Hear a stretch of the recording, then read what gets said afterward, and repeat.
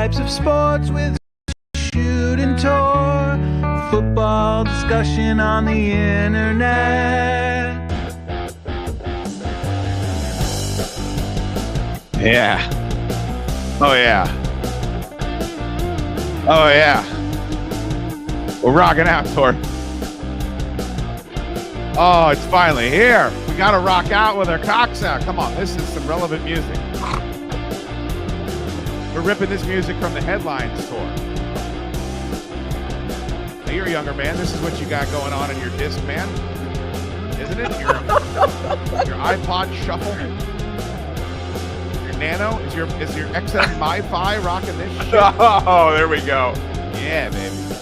It is both types of sports with Schoode Tor, football discussion on the internet. Thank you so much for tuning in. Trying to be here, shaking up. John Salisbury will join us in just a couple of few. I'm Dukes. That's Tor. I gotta turn this off. This is driving me fucking insane. Why did I think that was gonna be a good idea? I got rocking out, fired up for the season. Let's get some generic rock going, baby. Yeah, come on. Let's fucking get it. Now loop that shit. Loop that shit. Oh. Check it. Call Lil Steve. No. Is this embarrassing? I'd be embarrassed if I were you. All right, let me turn that off. That was not the best way to start the show. I'll be honest with you. Oh, man. We have a presenting sponsor now, Tor? For both types of sports? For both types of sports with myself and for you. Dream Stay Getaways. If you're heading to Disney or Universal, want to get out of the cold this winter, dreamstaygetaways.us, Tor. They have 3 amazing houses right next to the parks. Rooms for kids, themed rooms for kids, private pools, game rooms, media rooms, all kinds of common areas to hang out. If you don't want to burn all your cash at the parks, they got gyms and arcades and water parks in the community. Don't waste money on Airbnb fees and rent some dump in the middle of the swamp of Florida that doesn't care about your experience. Go to dreamstaygetaways.us to see the houses. They're on Instagram and Facebook as well, and they will be sponsoring us throughout the entirety of the football season. It covers your expensive fucking costs that I have to pay, your ransom notes that I get every foot. No, I'm kidding, of course.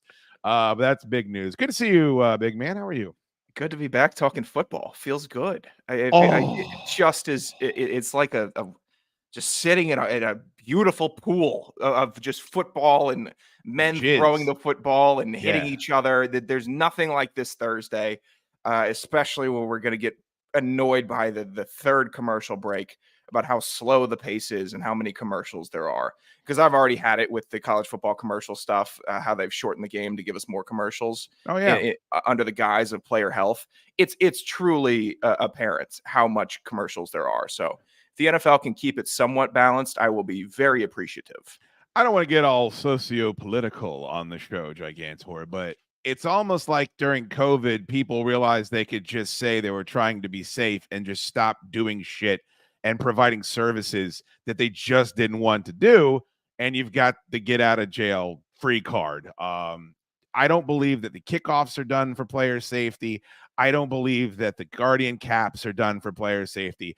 I think what the NFL wants is they want an 18-game season, and they will do whatever it takes to get that done. And I also think that if they really were committed to player safety, would we be having a game 9-hour flight away in Brazil on Friday? Like if your primary focus is player safety, and I'm not even saying that it should be, but don't sell me a line of bullet. Don't pee on my leg and tell me it's raining. You're not going to Brazil if player safety is your number one priority. So yeah, I would agree with you. But we are novices. This man is an expert. Mr. Sean Salisbury will be with us the entire season long. And up until now, I won't lie to you people, we've been bullshitting because there hasn't been games, but there are games now. We're very excited. Good to see you, Sals. Happy kickoff, opening day, whatever you want to call it. It's finally here. Our patience has finally paid off.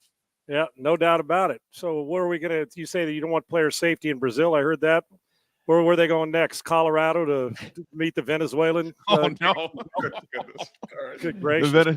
Venezuela takes over the Denver Broncos locker room at any Yeah, point this season. I'm going to be upset. Yeah, well, I'm waiting for somebody to start plucking those guys off that keep interrupting neighborhoods, man. One guy says, I'm being facetious, obviously, but I don't need to apologize for that. Enough, okay? Enough of this. I thought, well, don't get me started, because I'll join those Hells Angels and get on my motorcycle and go with them, okay? Oh, man. Come into this country thinking you're going to take over places. That's for another whole conversation and non-football related, okay? But it's okay to get a little physical once in a while with them, right?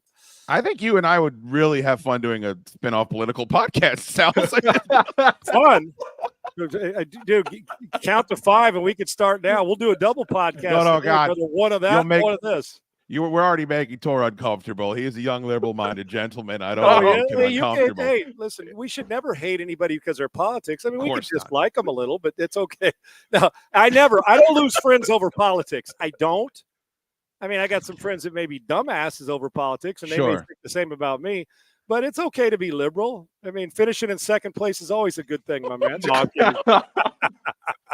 Oh, boy. All in good fun, man. You know what I like? I like peace, and I like happiness, and I like people being safe, and in what's going on in Colorado and all that. And you mentioned safety for the players. And by the way, let me digress, but important.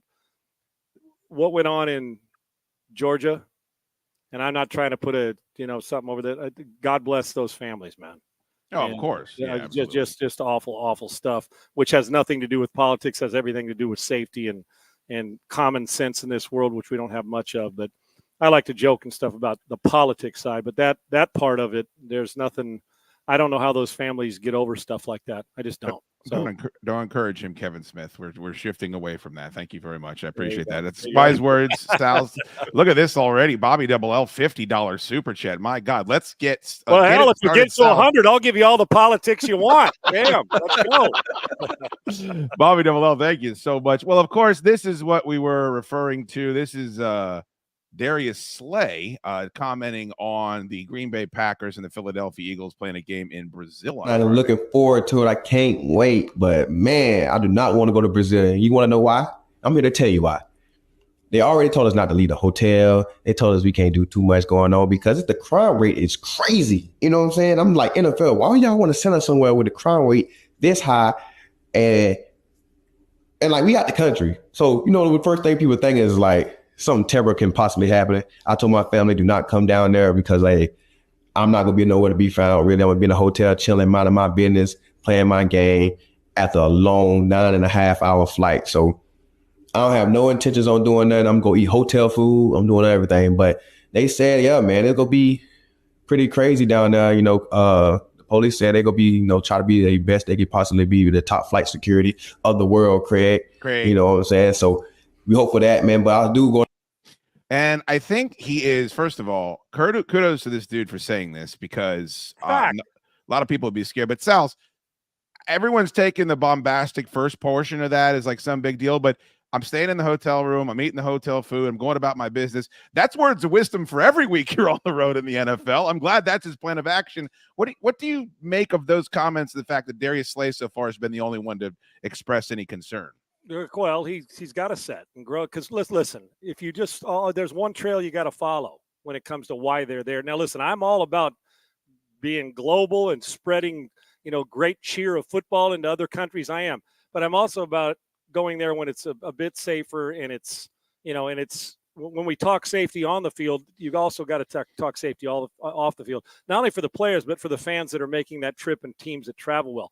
I like the fact that he said it because it's a fact. Well, you can't put a muzzle on a guy. We know what leaving a hotel could get you into trouble. So not only do I love what he's doing, everybody should follow suit. The fact that he's the only one that's speaking up about it doesn't surprise me, and I'm okay with it. I can tell you this, though.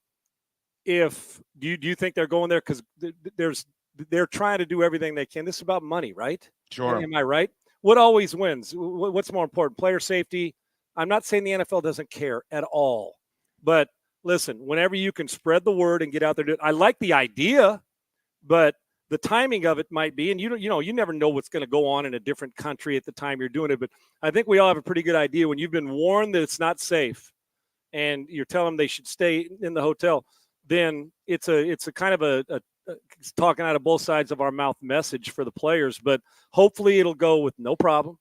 Hopefully everything will be done and people will stay in the hotel and they'll enjoy the game, and it'll be football and business and good times as usual. Like, we'll get the same report we got from the Georgia Tech, Florida State fans. Great when you go to Ireland, or great when you go to London, or great. Dangerous, yes, but hopefully we're not coming back with some report that somebody got something stolen or somebody was in trouble. I hope that's not the case, that it's all football. And if you want to be, I'll tell you what the real thing that'll put you in trouble. Walk down there on one of those beaches and you got a big old onion rearing making you cry.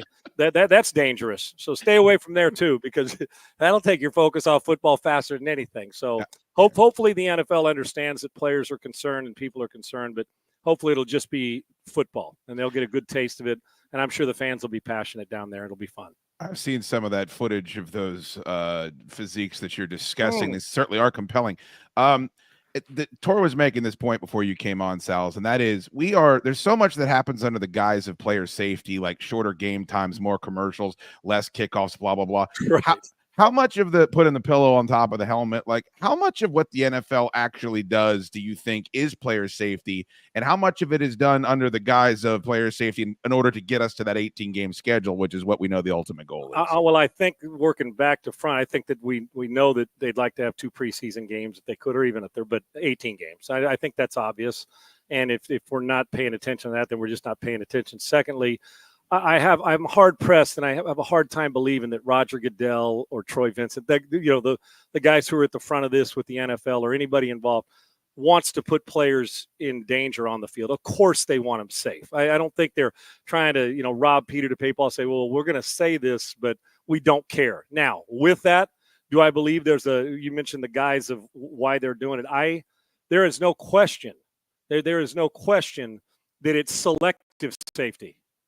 It's safety. We want you safe, but why do we have games on Thursday anyway? You'll play a game on a Thursday, and then you got to, or on a Sunday, come back and play on a Thursday after you just carried it 35 times. You can't practice Monday because you're beat up. Tuesday, you got to have a regular day, and then Wednesday, you're already in your walkthrough for Thursday. And so it's I get the money, and I get why we keep putting them on TV, but the guys it's more optics on the periphery. Do I think if you ask Roger Goodell and the NFL, do you care about players safety? Of course they do. Nobody wants head injuries or cheap shots or guys losing a career or wanting to retire early or having, head trauma when their career's over. Nobody wants that.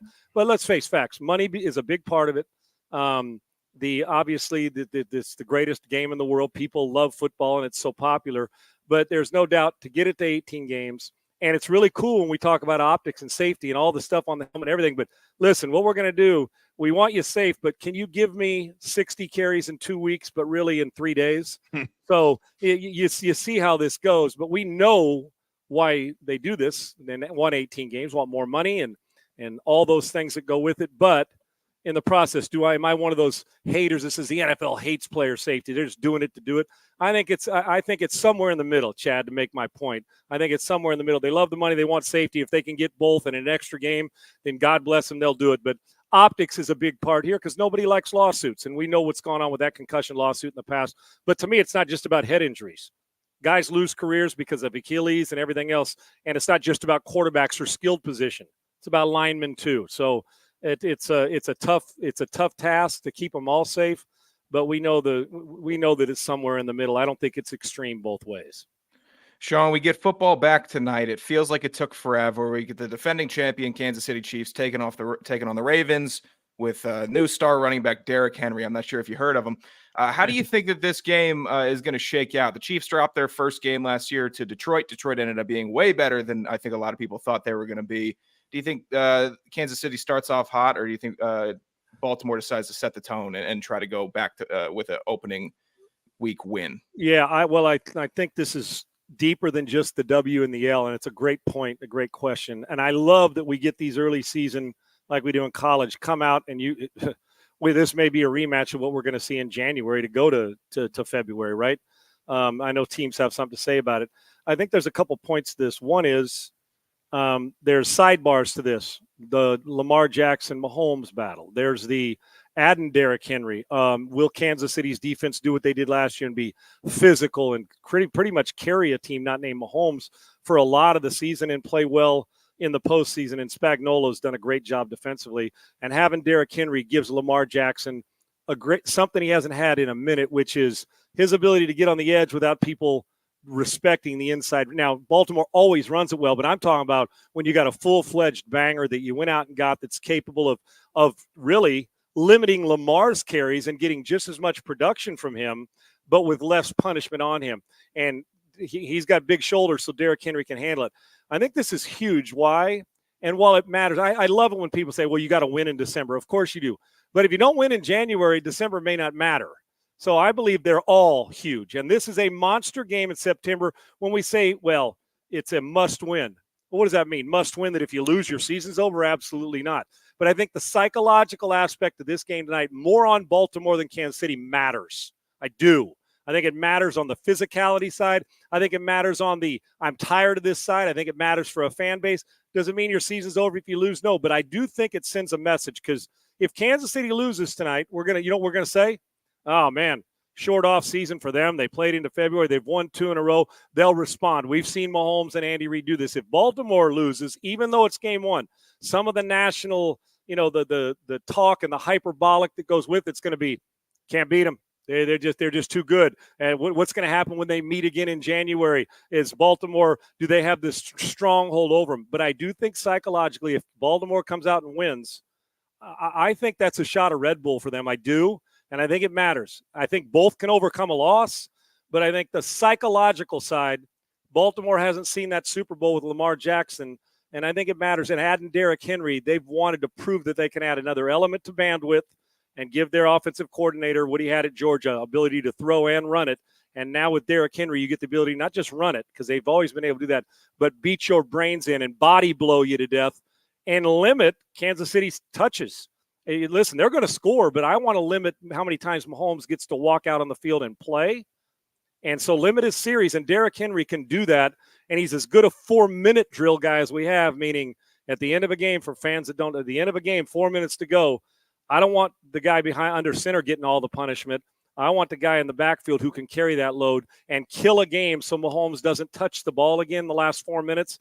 And Derrick Henry is about as good a closer as we've had in the league, for the last 4 or 5 years. Sean Salisbury will join us all season long on both types of sports. If you're looking for a place to watch the game tonight, we're having the big Chad Duke Show NFL 2024 season kickoff watch party at Monk's Barbecue in Purcellville. Coach Jay Gruden will be out there hanging out with us. We have all types of fun stuff, a lot of giveaways going on. So head out to Monk's to watch the game. And that's a place where I think Sal's would feel very comfortable when he comes to town. I did want to just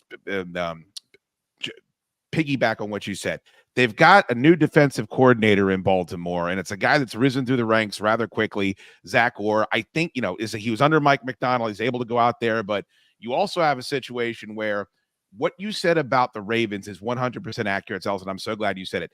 Nobody has the built-in cushion that the Kansas City Chiefs have, because they've already proven they can take big swatches of the season off and still turn it on. I don't think the Chiefs played particularly well for most of the season last year. And no one has been able to do that in the NFL since I've been watching. I'm 45 years old, and it's too competitive. Like, these teams are too good. The coordinators are too smart. The Chiefs have proven that they can just kind of fall asleep at the wheel and still put themselves in a position at the end of the season. So the cushion's there for them. It's not there for the Baltimore Ravens. Yeah, phenomenal point. Hall passed more in favor of Kansas City than anybody in the league. And a couple points, and you not only valid, but great point. The last time we saw this, where we felt like it was, remember when the Celtics and Lakers used to have their matchups, guys, or when Michael Jordan was playing? What do we always say? They can turn it on and off like a light switch. That's hard to do. I'm just telling you, we've seen a little bit of it with Alabama and Nick Saban. Kirby Smart's got some of that going on with his team, even though they didn't win the title. It feels like no matter what goes on, they didn't play a great game last week, and they still hammered. I'm talking about hammered Clemson. So in the NFL, Belichick and Brady, that group, when they go out there and win, it was like, oh, okay, they had a sloppy game against Miami and South Florida, and then they reel off 6 in a row, and they're back in the Super Bowl and winning it. 100% correct. With Kansas City, in this current modern part of the last handful of years, there is no other team that it's like clockwork, because not only do they get there, they win. And then they get the Super Bowls and they win, and now they're back-to-back. And you are one of the cushion you're talking about that everybody wants because they've proven it. And with the light switch going on and off, let's say they're 0-2, Kansas City. Are you honestly going to go on a third week of a show, on a TV show, a radio show, and say, I don't trust them? They're not. No, you're going to say, oh, it's only a matter of time. I pity the fool in the third game who's going to get the wrath of Andy Reid and Mahomes, and they're going to bust out. Yeah. And it's such a great point. Last year, and I've said it, and I'll say it here, Mahomes, Kelsey, we know, but they didn't have the same wide receiver, perimeter people. Their defense, for the most part, carried them most of the year, other than Mahomes doing Mahomes things. They looked kind of subpar at times, weren't as explosive. And then all of a sudden, January hits, and it's different water they're drinking. They're playing a different game than the rest of us, and you know that they're going to be in them all with a chance to win if it's close. So they do have the cushion. I don't think Kansas City won. Now they want to win, and they want to send that message. I don't think for one bit they're going to go into a locker room if Baltimore beats them at the end of this game and come out next week and the Kansas City fans say, oh, the run's over, the window's closed. No, the window's open, and it will be open as long as that guy's the coach and that quarterback's the quarterback. So Baltimore and the rest of the league want what Kansas City has, and that's the ability to have that cushion that if you lose, it's okay, we're not going away. And I don't know if they're going to the Super Bowl, but I'll damn well tell you, they could go 0-3, and I'll still have them going to the playoffs because they get on runs that they've been epic, and they're playing about as good as anybody does year in and year out. Even if it doesn't look pretty, the result's pretty for them. I wanted to play this for you, Sals. This is Troy Aikman, who I know you're familiar with on This Is Football, and he's talking about quarterbacks. You know, Aaron Rodgers is 40 years old. Tom Brady played into his 40s. You're seeing guys get upwards and you get closer to that age, and you realize, oh, we still can't at this position go out there and compete. Aikman had some words on why that is. You played quarterback. I wanted to get you to respond to this. In my career, I played 12 years. I would have played much longer, and I think that the norm going forward is going to be, we're going to see quarterbacks playing up until they're 40 years old and beyond. Yeah. I think if anyone retires before they're 40, it's going to be a little bit surprising. One, because of the salaries, but then also the quarterbacks just aren't taking the punishment that we took back when I played. One of the arguments he made during that interview was if you played the highlight reel of him getting hit in the pocket and getting sacked, like, they would all be suspensions. There'd be guys not just getting penalties, but getting thrown out of the game, the type of hits he took on a weekly basis. Does that math vibe to you that 40-year-old quarterbacks will become the norm? And then how far can we push that? Are guys 45, 46, 50 years old? Are you going to be able to go out there and still sling the football in the NFL? 40 is a new 30 for really good quarterbacks who take care of themselves. Honest to God, it is. Troy's spot on. And let's not bury the lead. Those glasses are like sweet that Aikman's got on. Okay, fantastic, like the superhero. Phenomenal. Troy's 100% correct, and so are you guys about one is hits that he was taking. You go back and watch helmets to the, crown of the helmet to the chin. I remember the game against Philadelphia early in his career when he got his brains beat and kept getting up. And he was, Troy's tough as 100-year-old leather, but protect you more. And it's not boomer, old guy. Oh, they protect him more. It's better brand of football now than later. It's a different brand of football. Could Mahomes play when Aikman did? Yeah. Sure. He sure is. Could Burrow? Sure. And could Aikman play now? Yeah, to the tune of about 5,000 yards passing. And probably, like he said, that 12 years is 18 years. Okay, 12 years probably felt like 30 to Troy as often as he got hit, even though he was winning Super Bowls. Early in his career, he got pummeled because he was not going to bail on the pocket. He was going to beat you standing in there and taking a shot and love him. But he's right. And you're going to sit there and say, well, listen, man, I'm a 39-year-old quarterback.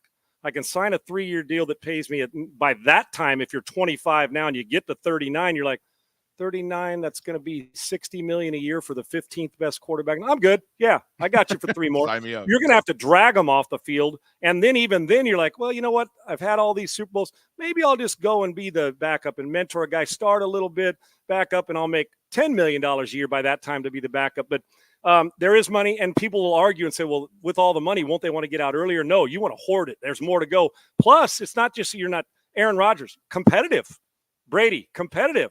Aaron Rodgers still could be an MVP in this league. Troy's right. I would have loved to have seen how many more years Danny would have got Marino, or how many more years Aikman or Steve Young's. And most of the time you do have to drag players off the field because they want to play. But with the salaries, it's like, man, I can get a little extra kick in the retirement and another $25, $30 million to play till I'm 40. I don't know what the ceiling is, but at some point in time, the Warren Moons who lasted a long time, you're going to get a guy who says, you know what, I'm 47, I'm still playing. But it all depends also. You got to be lucky. You got to have smart approach to your offseason. And it's not the season that gets guys to retire, fellas. It's the offseason. It's when you hit 43, are you willing to put the same time in and more than you did when you were 23, when your body's not recovering as fast or as quickly now? But with all that's at their feet, what they have to rehab and wellness and vitamins and coaching and private coaching and nutritionists, it's a different world. We don't smoke cigarettes in a locker room like Lenny Dawson with a Fresca anymore. Although you cool bastard, we should do that more. And make sure they're Marlboros or Lucky Strikes. But other than that, Troy's spot on. And you'll get great play. Somebody's going to win an MVP in their 40s. Brady win at 40, 39, something like that. And he will be the norm. I don't know if they'll be that successful, but the norm will be, I'm not playing till I'm 35. I'm playing till I'm 45. And it's coming as long as they'll take care of their body and no career-ending injury. Real quick, Tor, before, just in case people aren't familiar with it. Well, first of all, there's the glasses right there. What a dreamboat! This is it kind of is it Buddy Holly look? Am I kind of, or am I wrong? It's superheroish. I almost think it looks like Robert Downey Jr. in Iron Man. Good call. A little Bob Downey Jr. I like that. But that's a much different picture right there, Sals. Now look at that. Look at this one. There's a Fresca. Anybody don't know about Fresca? I love Fresca. You'd go to McDonald's or you'd go to the store and say, you drive through, give me 4 Big Macs, and then go to the store and say, can I get a Diet Coke or a Tab? Remember Tab or a Fresca? How about that, Lenny Dawson? Let me get this grit, take a puff, and then go out and throw 2 touchdown passes in the second half. Kenny Stabler told me a story. We had to talk about the coolest of the cool. We were in Biloxi, Mississippi after we roasted a guy in the media. On the dais, and we went down. I'm a lifelong Raider fan, and I'd never met Stabler in person. Wow! And so we're sitting. I'm sitting down on the top of it, getting ready for mine, and they're all across. Billy Packer, all those guys are across. And who sits next to me but Kenny Stabler? And dude, I'm getting bricked up, right? thinking of sinking a snake. I mean, I'm a lifelong Raider fan. Yeah, he's got the long flowing hair, Southern gentleman, whiskey, and all the Raider stories. And so Snake sits next to me, and we're paying attention, but I could really care less about the rest. Yeah. I want to talk to him. Well, when we're done, he says, Sean, you want to go have a drink? We spent 3 hours in the bar in Biloxi, Mississippi at the casino. He went behind the bar, Southern gentleman, and he shared Raider stories with me, and we talked. And I'm telling you, I didn't want to leave. It was one of my 5 best nights. And that's fantastic. It was unbelievable. I'm thinking, what? And he told me, he goes, Sean, I remember one time I said, give me a story on game day. He goes, one time I'm having a horse shit game, man. And he's talking through an old Southern like Kenny does. He said, I go into the locker room, grab a cigarette, and he goes, in our locker room, everybody's smoking. He said, you can't even see the dude sitting next to you because it's smoke everywhere. He says, take my pads off for a second. I'm firing up a grit. And he says, I addressed the team. I said, basically, I'm playing like horse shit. Just hang with me. It'll get better here in the second half, and we'll take care of business. And I said, well, how did the result? He goes, so they hung in there. I played better. We took care of business. And just the stories. And you say, well, some of these Raider stories aren't true. True. Kenny watered them down knowing they're even greater than we even thought. Okay. So yeah, I can't wait till we see the day when they say you're not allowed to smoke in the locker room, which you're not.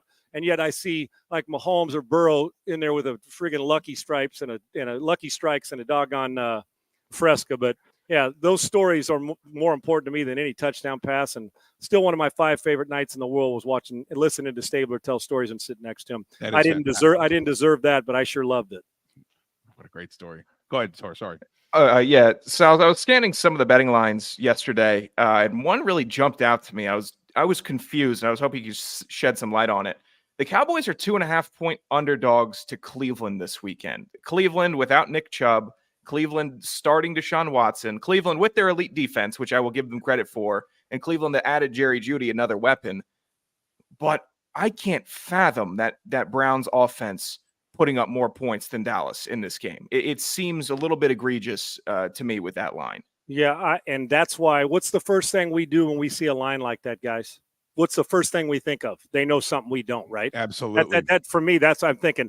You're right. On the surface, it's like, well, I do think Cleveland's a playoff team. I do. I think they can, in a brutal division, I think depending on Watson's performance and they stay healthy, they've got players now, and they are going to score some points. But I think a lot of it, maybe I'm wrong when those guys who set the lines know better than I do. And I can see it and I understand it. I would have favored the Cowboys by a field goal or less regardless. But I think this offseason, I think a little CD Lamb turmoil, even though he got paid late to, getting things started. I think the Dak Prescott talk, Jerry Jones, they didn't do much this offseason either. When you really think about it, what did they do? Who upgraded their team personnel-wise to the point where you're saying, what wow factor move, aside from getting their guys signed, did they make this offseason? Well, they had none. Exactly. So I think that has a lot to do, a little cumulative effect. I'm not sure I'd touch that game with a 10-foot pole unless you think this is complete bullshit. The Cowboys are not only are being dogs, they should be favored. They're going to win by a touchdown. I think Cleveland's sneaky in this whole playoff thing, and I don't know what I'm going to get from Watson, and I don't know what I'm going to get overall. New defensive coordinator in Dallas, and we know Micah Parsons. We know they've got players, but I'm curious how long it'll take for the Cowboys to explode on offense without Nick Chubb in Cleveland as well, how long it takes them. But I'm taking Cleveland's defense over Dallas's right now, and I'm not so sure that there's, even without Chubb, that Cleveland doesn't have just as many, if not more, weapons. So I get it, but I'm not sure I'd touch it, and it would look awfully odd. So when those guys set the lines and it's like that, they know something. I do think it's a field goal game. I'm not sure if it's going to go the way they think, though. I'm going to disagree with you guys a little bit, only in the fact that if you talk about, you lose Tony Pollard, you lose Michael Gallup, they did nothing but lose weapons. And then nothing healthy happened for the Cowboys this offseason. It was all acrimony and players sniping at what the owner is saying. And look, this is a 12-5 team. I get it. But the Browns are a football team. They're bullies, and they're going to beat the shit out of this team up front. And I think it's going to mean more to them. And you're going on the road to Cleveland. I don't think there's an NFL player on the planet that likes going on the road to Cleveland. So I think if Joe Flacco was the quarterback for the Browns and it wasn't Deshaun Watson, who has convinced us of nothing right now, I don't know that we'd be scoffing that much at it. But there's no recent evidence to say the Cowboys are vastly superior to Cleveland right now. Yeah, and that's why we're on the exact same page in the same church pew, man, because I think a lot of the periphery off the field, off season chatter is a big reason for this. And I'm with you. Yeah. Right now, if I said, who do you think has a better chance of disrupting or body blowing the team, meaning beating them up?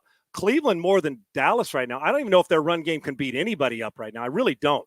I mean, do you fear Ezekiel Elliott at this point in your career? No. So they did. And you know what? I know this. I can take your best player away on offense. I can. If you got one, if I'm playing them, are you letting CD Lamb run free? No. I'm going to roll the coverage to him, and I'm going to get after the quarterback and see if Dak is going to use his legs. So I do get it. I have Cleveland in the playoffs in mind. I got 3 teams from the North in the playoffs. So, and Cleveland's tough. I'll tell you what would even be tougher if they had to go play in old Cleveland Municipal Stadium in the Mistake by the Lake. It'd even be more brutal with the dog pound there. But I think they're fired up for a good season. Cowboys like Baltimore in that one, although Baltimore's done a lot better stuff, and I think they're a better team. Cowboys also with that hall pass that other teams get, Kansas City got. Dallas, I'm curious to see how they would go in, and when they go in there, if they come out of that with a loss, what the chatter is that surrounds that football team, especially if it's ugly or Dak doesn't play well. There's some things we got to question. Cowboys' explosiveness and who's Deshaun Watson. Other than that, overall, I think Cleveland's a better football team than Dallas, if you ask me, but I understand why the line's a little odd to some. Yeah, that sounds like we're about to keep you for too long, but You're I gotta ask you a quarterback question. Offensive Rookie of the Year, 3-1, Bo Nix, Jaden Daniels, Caleb Williams. I think if you're just judging by talent and potential, this is a different question, but the way that these teams are set up and expectations, the type of offense they're running, durability, I think it's possible that Bo Nix has a shot at something like this. Caleb Williams, I'm seeing most people say too with Jaden Daniels. People are very excited, but he's got the monstrous hits. He took all those highlight packages on YouTube where you could just watch him getting his clock cleaned during college. That gives me pause. Give me 3-1 the likelihood of those 3 quarterbacks winning Offensive Rookie of the Year this season. And we know unless a running back goes crazy, it's a quarterback award, or unless you get it's become that. All 3 are going to play the whole season, which is a good thing. Sometimes you wonder, well, he's in a battle with a veteran. It's those 3 guys' team right now, right? And then you look at the surrounding cast, and then I look at the coaching. and offensive play calling. And also you got to look at who's going to have the ball in their hand more when it comes to it's a blowout. Is he still in the game? Because what are we going to judge Rookie of the Year on? Wins and losses maybe, but what else? Numbers, right? It's going to be the optics and numbers. So Caleb Williams, obvious, and I think he's a beast of a player, and Chicago should be improved. And he's so dynamic. Boom. I love what Jaden Daniels did to expand at LSU, his deep ball throwing. But I think they're going to, I don't want to say kid glove it, but am I fair? Do you guys think protect him a little more? Not just with pass protection, but he ain't going to do the things he was doing at LSU on the edge. They got to keep him healthy and right and don't want him to take those hits. And, Williams is built for that kind of stuff. I'm with you. While I think I lean towards Caleb Williams because of even all the hype he's been able to elevate, I said on my show, I said it last week and I said it this morning, that do not be shocked if Bo Nix blows the Rookie of the Year field away. Why? Because there's plenty of mileage that he's still got left. But Sean Payton, he didn't like what he had last year with Russell Wilson. He's a mad scientist, and Sean Payton, and I mean this as a positive, got that ego that says, I had Taysom Hill and Drew Brees. Now, while he's not Drew Brees accurate yet, but he's accurate. If I can put him together, which is kind of who Bo Nix is, he's not 6'5", he can move, he's accurate with the football, he's got great experience and a ton of starts under him at 2 different schools, and Sean Payton's going to want to prove to you that by getting rid of Russ Wilson, this is the guy that I can do bandwidth and do everything I need to do, and I think that Denver's going to be a better team than they have been under Russ Wilson. I would bet if I had money and you said you have to bet, I think Bo Nix's path to the Rookie of the Year, maybe easy is not the right word, maybe a little clearer than the other two. If he wins it, don't be shocked. I would go Nix, Caleb Williams, and Jaden Daniels, even though on my show I chose Caleb Williams, but I said I'm not comfortable with that pick. I think he could have a Sam Howell-like season. Agreed. Because they're going to be down. They're going to have to throw all the time. He gets rid of the ball super quick. If he's sitting there with 4,700 yards at the end of the year, and the Broncos went 7-9 or 7-10, whatever it is now. Are any of us going to be surprised? I'm not going to be surprised. No, and don't you think that Sean Payton wants to prove that his last couple, in last year in Denver wasn't who Sean Payton's is? When he left New Orleans, has been out of football, comes back, bam, this job that now he's at Denver and he's got a quarterback he wants and can give him the bandwidth that he had in with 2 guys in New Orleans and now feels like he may have with 1 guy. Long way to go to be Drew Brees, but he can kill you 2 different ways. And don't be misled, man. Anybody out there throwing from, even if you're 4-13, but you throw for a lot of yards and run for a lot of yards, he will win the Rookie of the Year. It's a numbers game when it comes to that, like we said. So Bo Nix would be my lean, even though I went homer and chose Caleb Williams just because I'm pulling for the cat. Absolutely. No-brainer of all no-brainers. Give the gentleman a follow on X. Sean Unfiltered. Must follow if you enjoy football. Who's winning tonight? Who's winning tonight? I got the Patriots. I got the Ravens. I think it means more to the Ravens. I think Derrick Henry's going to be on fire. I also think that mentally they want to go in there and set a tone for the rest of the season. Like, as we discussed earlier, the Chiefs don't need to do that. Tor, I imagine you're picking Kansas City. No, listen, all the pomp and circumstance, hard to bet against Mahomes and Andy Reid. But I said that they're psychologically that this is to Baltimore. It does mean more. Everybody wants to win, but there's a deep-seated meaning on this. I believe that. And I also believe that if they can get Derrick Henry going, keep an eye on first down for the Ravens offense tonight. Watch first down and what they do on first down and where they are sitting at second down. If they're getting 5 yards or more on first down and they're in 2nd and 4, 2nd and 5, play action becomes huge.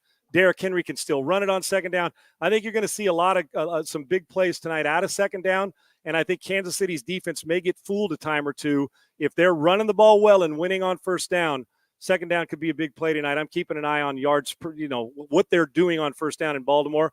I like Baltimore as well, but I got news for you. Kansas City's still winning their division. I think it's Baltimore. I think Kansas City losing L'Jarius Sneed is going to definitely hurt them in the first quarter of the season, just because you don't have that true captain watching over everything in the defensive backfield that you can turn on in case the pass rush doesn't get there, in case the linebacker gets beat. It's going to take some time, I think, for Kansas City's defense to get back to that December position where they were winning them games, not just keeping them in it and Right. holding tight, but winning them games. So I think Baltimore takes this just because Kansas City still has too much more to figure out going into this game. And real quick, guys, also with Spagnuolo defensively, here's his. You know what he's going to do. See how many different looks he tries to give Lamar Jackson. Sure. Right, to show blitz one way and bring another guy, pressure him. But if you miss on blitzes and you don't bring Lamar Jackson to the ground, that's where a lot of big plays off schedule happen. But I'm just curious, how aggressive will their defense be? Is it one of those passive aggressive where you don't over pursue or over commit to the first guy on Lamar because you can't miss? Because if you do, Kansas City will be in trouble with those big plays. So I'm curious to see the matchup also with that offense versus Spagnuolo and how aggressive he is, like he was in the Super Bowl. How much pressure will you see with more than 4 guys coming after Lamar Jackson? And then the ability for Lamar to recognize it, dissect it, get the ball out quickly, or kill him with his feet. Derrick Henry is going to be fun to watch. This is going to be a good fist fight tonight. I started smiling during that because we get to talk about this game the next time you're on. I'm so excited. Sals, you're the best in the business. Thank you so much. Appreciate All you guys. season long, Sean Salisbury will be with us. Thanks, he is. Fellas. Awesome. Thank you, brother. You get all boned up. Man, it's like about football. When you think the season's here, then you actually start getting into the nitty gritty with it. It's like chills down your spine. To your point with Snead, they were openly discussing what a loss that was. I mean, the Chiefs you never see that, Tor. They never, it's brutal. We wish the guy well, blah, blah, blah. They're openly discussing what a loss that is. I tell you what's crazy, though. I forgot who was pointing it out yesterday, but someone was pointing out Steve Spagnuolo doesn't get a sniff as far as another shot at being a head coach. And he was I think it was the Rams. They were one of the most dysfunctional organizations that we've seen in the past 20 years. And Spags is a guy and Eric Bieniemy before him, I don't know. It's weird how much everyone believes that it all runs through Andy Reid, even though disastrous Belichick coordinator after disastrous Belichick coordinator has gotten opportunities in this league. That doesn't necessarily happen with Kansas City. It's a weird thing. Look at football Schoode tap it into there. Head coach of the St. Louis Rams 2009 to 2011. Yeah. God, they were bad in that stretch. That was a sad. Well, that's why we're looking at what we're talking to. Who do we have on? Becht. And like, how the fuck are you drawing 40,000 fans for the Battlehawks? And the Rams flared out because they were the Panthers. I mean, they were just the fucking doormat of the league after the greatest show on turf. That's how that happened. It's fucking rough, man. We get super chats. Spider Clamp, $10. Thank you so much, brother. They banned X there too. Better watch what he's saying about Brazil. He might get arrested for it. Look, they have UFC fights. Look, I absolutely understand why Darius Slay is nervous. I understand why he didn't want to go, why he's telling his family to stay home, and I probably would act the same way. I give him credit for having a sack and speaking his mind. I don't know if it's good for him or for the organization, but Tor, let's be honest. Philadelphia isn't exactly the safest city on earth. There's a franchise in Baltimore. There's a franchise in Detroit. I mean, there's places in this country where there's a lot of violent crime. I know this is coming off the heels of an NFL player getting shot in the chest, by the way. And that was some of the craziest video I've ever seen, taking a hot ball to the chest and then quietly walking over to the ambulance and getting in. That's going to be something that's, tough for San Francisco to overcome. And maybe, I don't want to say it's a blessing because it's not, but Trent Williams is saying that's the reason he came back to the fucking team. They certainly needed him. The NFL knows security. They know how to do this. I don't think they're going to leave for one moment anything up the chance on their players getting to the stadium, getting back to the hotel, and then flying. But it's a 9-hour flight. It's in the back of all of the players' heads that are most likely competing. It is a chance, no matter what way you want to break it down, that they're taking, that something strange could happen while they're down in Brazil. Yeah, not to dive into the geopolitical climate of Brazil, but they have hosted major events in Brazil. They've hosted a World Cup. I think they did an Olympics in Rio. They did one of the two, biggest events for non-American football sport in the world, and I think they did it pretty decently. I know the Olympics comes and it ravages a city, but it does. Brazil, I think, has enough infrastructure for the NFL to have faith that they can work alongside them. That's all the NFL needs, because they got their people. It's the biggest business in America. They're gonna make sure that their guys are safe, I think. Do you blame Darius Slay for saying that, though? I don't. No, I bet he speaks for 60% of the players that are heading down there right now. No, I had teammates that didn't want to go on a jet ski in Miami next to me. The different people have their different comfort levels, and I don't think that it's worth being shamed for being uncomfortable to do something. It's Earl not going down the ski slopes. How long did he get crushed for that? Sure. He didn't want to go skiing. Is that the jet ski that you were on where your board shorts came off in front of all the hot chicks that were on the beach? When I was hot dogging, yeah. When it was just pointed right up to the sun, bare ass, white cheeks. Like, I mean, yeah. So white it was causing a goddamn eclipse of the fucking the northern hemisphere because Tor's bare ass was taking up so much real estate. Bobby Double L, thank you for the $10 super chat. Globalist Tor, he's a world traveler. Remember when he was talking about swimming in the Mediterranean? What else did you say? You dine with kings and queens and you eat nallies with pork and beans? I said none of it's better than NFL kickoff and football coming back. It doesn't even come close to the couch rot that's going to take place. Tor's the son of a plumber. I had no fucking idea. Bobby Double L, thank you for the $10 super chat. Daddy. Appreciate everybody that is super chatting. Oh, real quick, I should bring this up as well. Gigantor. Big day over on social media for this particular show. We are doing our second giveaway. If you haven't seen this, you go to @BothTypesSports on X. Every 5th of the month throughout the entire football season, we will be giving away a Colt Brennan signed autograph card every 5th of the month. This one is particularly beautiful. All you have to do to have a chance to win is follow us on X. That is it. It is Both Types Sports. So go on over there. I'll be giving that away before the watch party this evening. So check that out. And if you're on Instagram, we're on Both Types Sports on Instagram as well. But the card giveaways are going down on X. So go check it out. And we actually place a donation to the Colt Brennan Foundation every time we give one of these away. So it's a feel-good story all the way around. Hawaii legend, DC legend, happy to support him. Losing him was tragic, and doing what we can with whether it is just card giveaways, keeping the memory alive is important. I just did a quick Google search, brother, and it says Brazil kidnapping cases in Latin America and Caribbean countries in 2022. Brazil led the list with a total of 4,390 kidnapping cases. That's not great. That ain't nothing, man. And if I'm reading that and I got a family and I'm like, what the fuck are we doing? Why should Darius Slay care if the NFL expands into South America as far as their interest? Like, I'm already signed up for getting on a plane, and I would have conversations with the players union if I had that level of concern. I don't want to get, there's been too much attention paid to this already, but I haven't spoken with you about it. I talked about it a little bit yesterday on the Chad Duke show, but there was this, what do you call it? A hype video for the 2024 season. Promo, football's back promo. A lot of little interspersed clips. I'd play it, but I don't want to get a strike from the fucking NFL. And in this hype video, Joe Burrow is shown once. Patrick Mahomes is shown once. Who's the quarterback of the Texans? People think he's pretty good. CJ Stroud. He's not shown at all, I don't think. Lamar is shown once. Lamar is shown once. Taylor Swift is shown 5 times. 5 times. Booker T.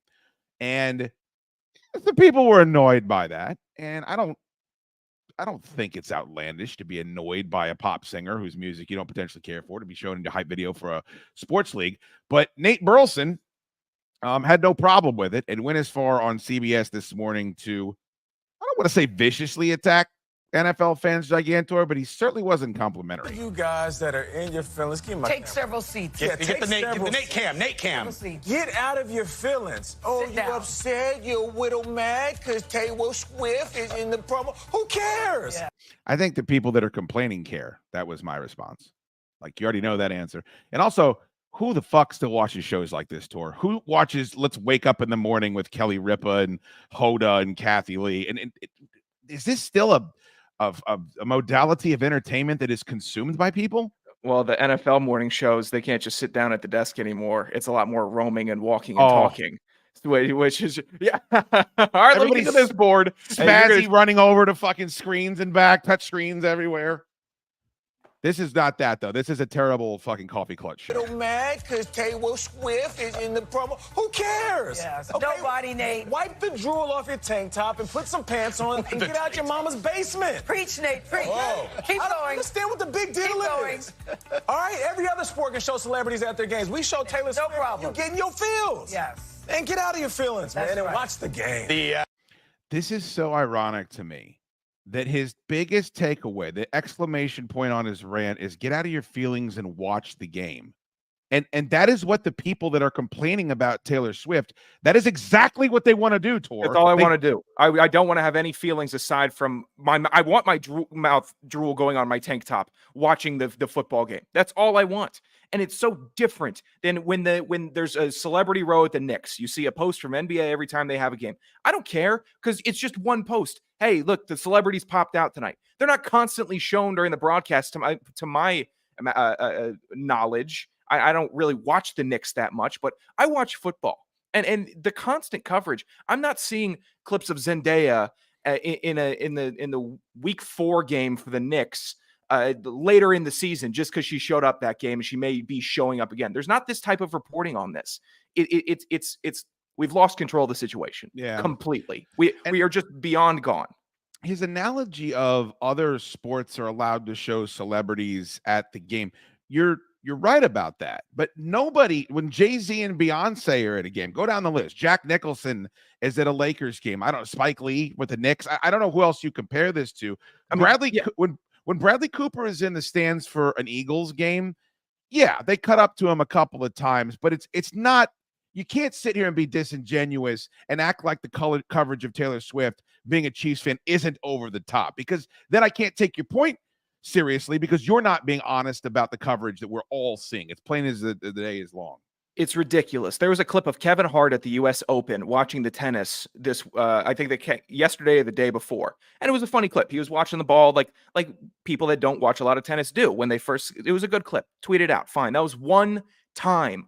I'm certain there's not going to be any oversaturation of Kevin Hart tennis watching videos to come for the next year as tennis continues through their, he's not going to be at the Australian Open. And if he is, it's going to be one clip. And he might not be included in their big mega promos to start the season before week 1. It's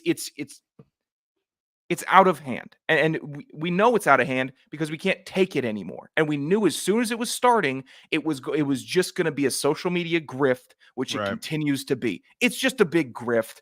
And you know what? If you're going to grift me, just do it once and get over on me. That's fine. If you continue to try to get over on me, that's when people start losing their patience, is the never-ending grift.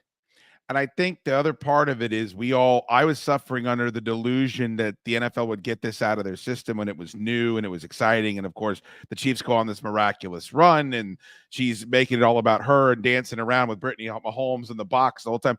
I think we thought this was going to go away, that these two idiots would either break up in the offseason or at least the newness factor would wear off. And the NFL has called their shot. They're standing with their bat pointing towards left field. Here's 5 clips right here in our promo video. I don't think it's just the promo video that people were bitching about. It's the fact that this is a very big indicator that it's going to continue. And that when the Chiefs are on television and Taylor Swift is in the building, that is what the narrative they're going to focus on for. And they're upset about it because we want to be excited about, Derrick Henry rushing the football for the Ravens against the champs tonight. What did Anthony Beck tell us when he said he goes to the Iowa State football games to watch his son? He says, I don't sit in the box. The cameras are always trying to get to me. I sit high up. I try to sit out of the way just so I can watch my kid play the game. The person that I came to see that I care about, I'm not trying to be on camera, make it about myself. Yeah, they might find me in a commercial break after a lot of searching, but they're going to have to do some searching for me. That's how it goes.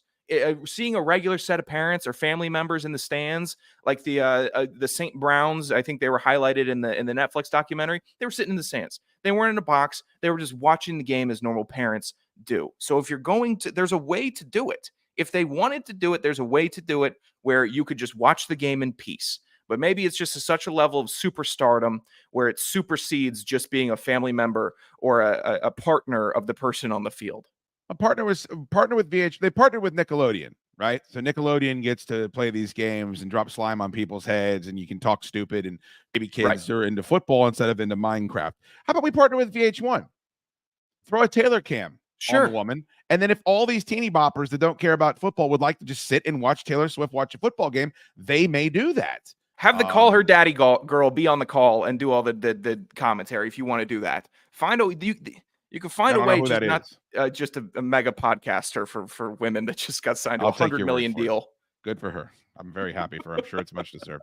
That is not the fucking guy that I wanted to show you. I wanted to show you this, the week 1 schedule. We get Ravens Chiefs at tonight, which is very exciting. Then we get Green Bay, Philadelphia. And one of the things I wanted to bring up about that potential matchup, it's not a potential matchup, it's going to happen. If I'm the Philadelphia Eagles and I have aspirations on winning the NFC, I don't think I'm all that cool with losing a home game where at best we're playing on a neutral field. It's a 9-hour flight, all the security concerns. Like, this is not like sending the Jacksonville Jaguars to London, where you'll be lucky if 30,000 Jacksonville Jaguars fans show up in their own building. This is one of the most popular franchises in the league, and they're sacrificing a home game in a season that I believe they think they can compete. I'd be pissed off if I was the Philadelphia Eagles. I would want some type of home game compensation, especially if you have a home field advantage like Philly does, as much as it pains me to say and give any props to Philly. Their fans show out, and I have to respect that. And they do make noise, and they do hold up some of the tried and true habits of classic NFL fans, being mean, being loud, getting in your face, trying to make an impact. That's what they do. I don't know if they're going to make an impact versus the Packers in Brazil. I don't know how many people they can fly down to Brazil to represent Philadelphia. And I know Packers fans travel. They travel like hell. I'm sure they're excited to go to this game. I think they'll travel well. Best case shot in my scenario is it's a 50-50 split fans between Philly and Green Bay. Yeah. A couple of really interesting matchups here. Not that many of you care about the Titans, but my guy Brian Simmons was talking shit about Caleb Williams in the offseason and his pink fucking nail polish. So that game on the road at Soldier Field is interesting to me. Divisional matchup, Texans versus Colts, couple of young quarterbacks people are excited about. You got the Bo Nix taking on the Seattle Seahawks, the Cowboys Browns game you mentioned.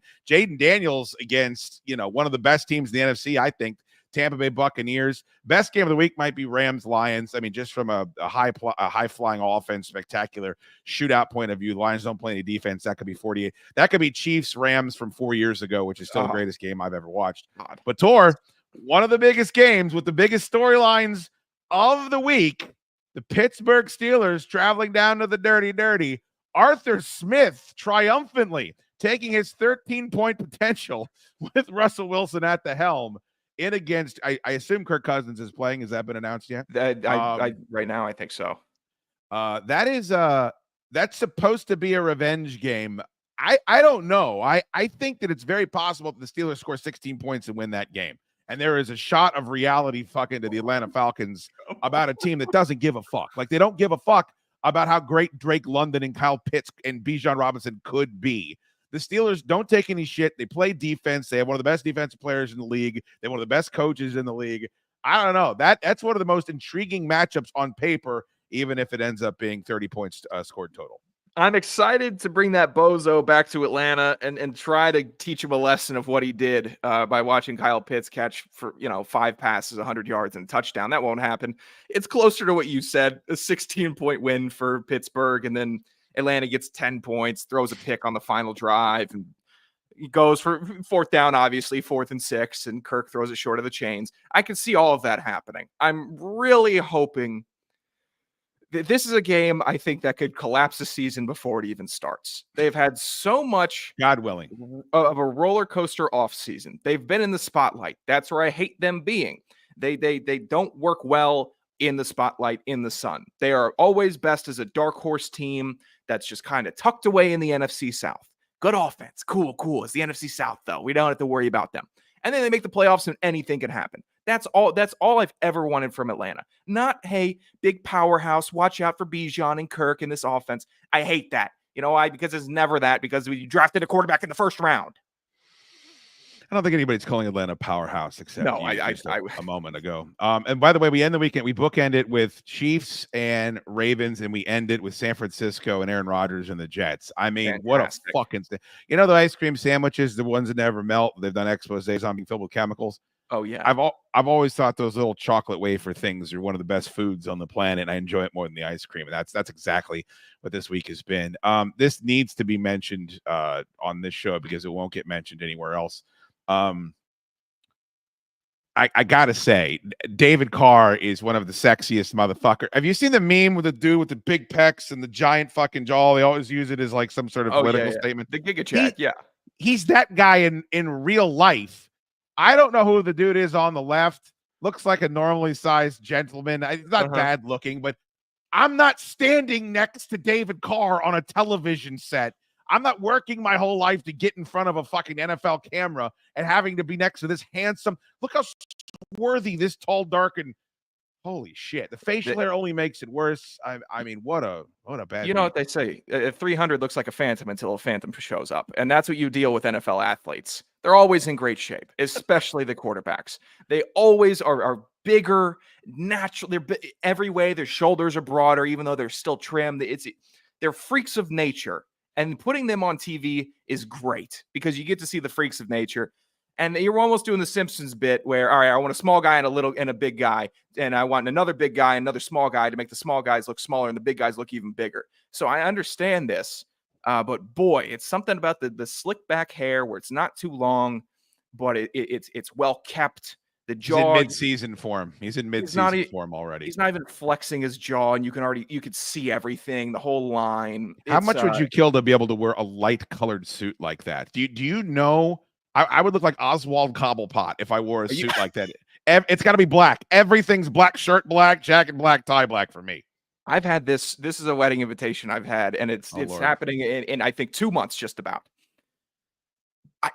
I can't pull off a light suit jacket. I'm going navy on navy, and I might go navy undershirt also. There's no shot. You should wear a navy beanie. You should wear navy socks. You should join the Navy. That'd be the best thing for you to do. Don't show up in a fucking light colored suit. Show up in the navy whites. Okay, now we're making an impression. Oh boy! All right, leave a 5-star review. We are going to be on every Monday and every Thursday all season long. Make sure you tweet Sal's and tell him thank you so much for coming on the program. What's your weekend schedule look like for viewing, Tor? I'm locked in front of all these games. I got the viewing party tonight at Monk's. I hope I see some of you out there. Friday night, thought I was going to do Solid Dudes. That might be up in the air because I forgot there's a fucking game. And then all day Sunday. You got any big plans? It's going to be a tremendous amount of couch rot, I think. Saturday, there's some big college football games. Michigan, Texas, going to watch that. It's going to be boring as shit. The fun one that on Saturday is Nebraska, Colorado, because that rivalry is now reinvigorated with Colorado re-entering the Big 12. So some of that classic traditional rivalry is coming back. That'll be a fun one to watch. And then Saturday, it's going to be, I think, one TV Red Zone, one TV Atlanta, and whatever else is going on. We've capitulated to the YouTube TV overlords, but they do have the split screen availability. So I'm going to get as many games on the TV as I can. I'm actually going to start spreading my beach blanket out the second that this show is done. I'm going to spread a giant beach blanket out in front of the TV so I can just arc load after load after load. Then it ends with Aaron Rodgers just going into San Francisco and sticking it to the 49ers and turning the fucking Mike Florio. You'll actually hear the sound of him digging a hole in his backyard. All right, very good. Leave us a 5-star review. Go follow us on social media and go long. Hey, what do you got? Both types of sports. Yeah, what's it do? Go long. Real long.